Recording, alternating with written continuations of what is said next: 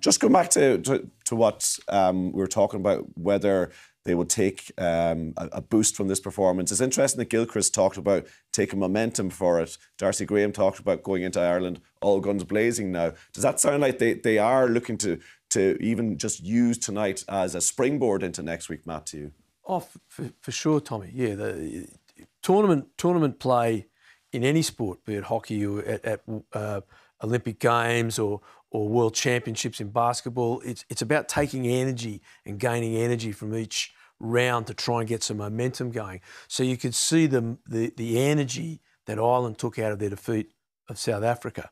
So Scotland had the energy sucked out of them, losing to South Africa, and they're trying to pump up their own tyres to get ready, because they've got to put in.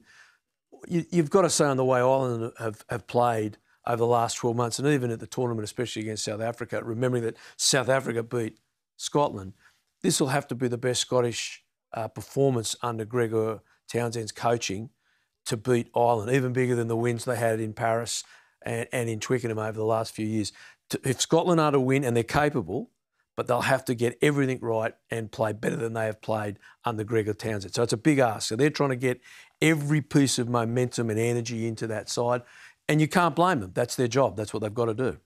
Is that fair take, Andrew, that tonight you made the point beforehand, before the break, that there's no relevance really in terms of a test match compared to what we're going to see next week, but that Scotland need to find the belief. That's what we talked about before the game as well, coming back from that opening defeat to South Africa, which would have been such a blow, to believe that they can go and beat Ireland next week. Yeah, I think so. And I don't think they'll get much from what happened on the pitch. I think they might get something from the energy in the crowd and just getting the Scottish supporters something to sing about, get them behind them.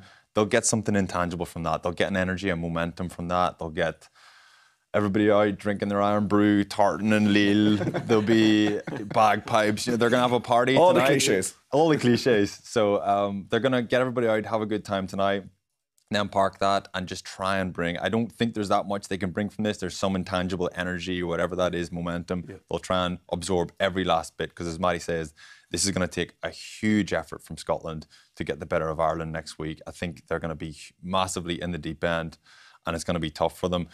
The problem from an Irish perspective is that there's just an uncertainty that comes with Scotland.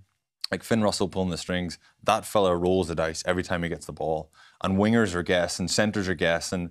Lads are wondering what's going on in the backfield because his short kicking game's so good. He's huge for Scotland next week. And Adam will be worried about him. They'll have done a lot of research. They won't have looked at that game at all. But sorry, is the problem not that there's certainty almost with Ireland, because Ireland have beaten them the last 8 times?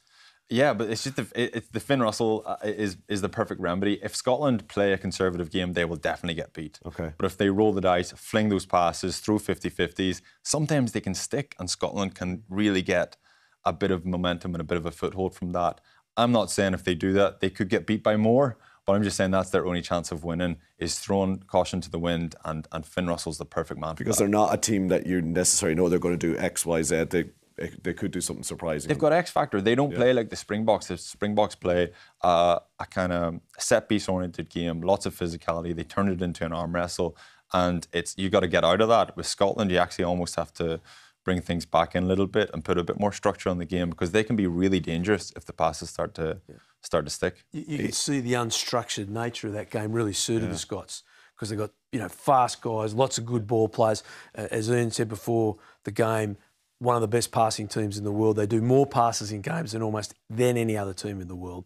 So, as Trimby said, if you have a highly structured game against Scotland, that's not necessarily what they want, and that I think suits Ireland to do that. But again, I think we just got to stress to everyone that doesn't mean the Scots can't win. This pool is a really tough pool, a really tight pool, and whether we've won 8 in a row or 10 in a row, the more you win in a row, the closer you are to the end of that winning streak.